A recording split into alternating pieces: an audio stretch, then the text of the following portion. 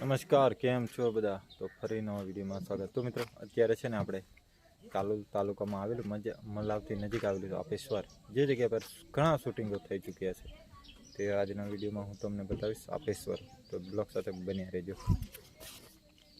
બાકી અહીંનો વ્યૂ પણ તમે જોઈ શકો છો. આ રીતનો કંઈક વ્યૂ જોવા મળે છે, બરાબર. સામે છે આ પથ્થર, તમે જોઈ શકો છો. જે આ પથ્થર છે ને તે આગળ એક ધજા ચડાવે છે ને તે આ પથ્થર પર ચડાવે છે, બરાબર. અને હવે ધીરે ધીરે આપણે આગળ જઈ રહ્યા છે. કંઈ નહીં, અહીંનું કંઈક આ રીતનું લોકેશન જોવા મળે છે. હાલમાં તો ઉનાળો ચાલે છે એટલા માટે એકદમ સૂકું સૂકું જોવા મળે છે. તો ચાલો આપણે મંદિરની અંદર જઈએ અને દર્શન કરીએ.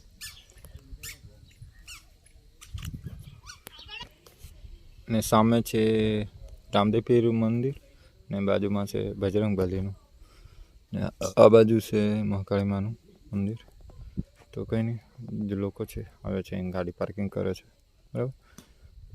ખાસ કરીને ચોમાસામાં શૂટિંગ થાય એવું મને એ રીતનું લાગે છે, કારણ કે હાલમાં તો એકદમ સૂકું થઈ ગયું છે ને એટલા માટે. ચાલો જઈએ મંદિરની અંદર, કરીએ દર્શન.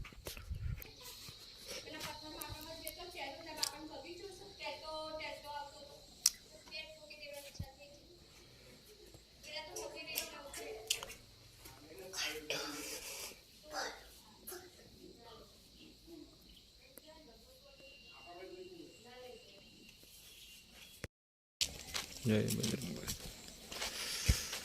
અહીંયા આગળ ઉપર મંદિર આવેલું છે, તે હવે આપણે ઉપરની તરફ જઈ રહ્યા છે ને અહીં એક ગીતાર. તો ચાલો હવે આપણે ઉપર ધીરે ધીરે ચડી રહ્યા છે.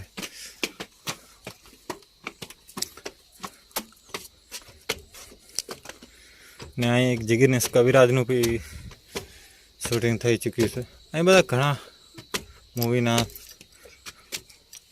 મૂવી થઈ ચૂક્યા છે શૂટિંગ. હવે તમને ઉપરથી નીચેનો નજારો કઈ રીતનો જોવા મળશે ને એ પણ તમને હું બતાવવાની કોશિશ કરીશ.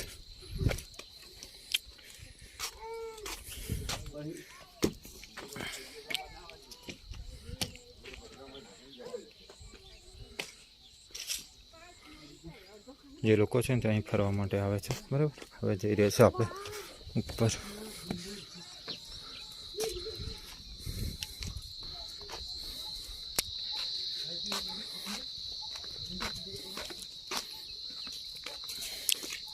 તો છોટે રાજા પણ સાથે આવ્યા છે ને હાલમાં તો ખતરનાક તાપ પણ એવો લાગે છે ને તમે વાત નહીં કરવાની.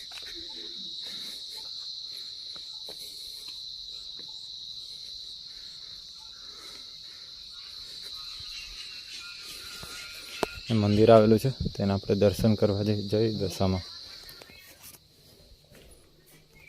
જય દશામાં ઉપર દશામાનું મંદિર આવેલું છે, તો તમે વિડીયોના માધ્યમથી પણ દર્શન કરી શકો છો. બાકી ઉપરથી ખાલી વ્યૂ તમે જુઓ, ખાલી મોટા મોટા પથ્થર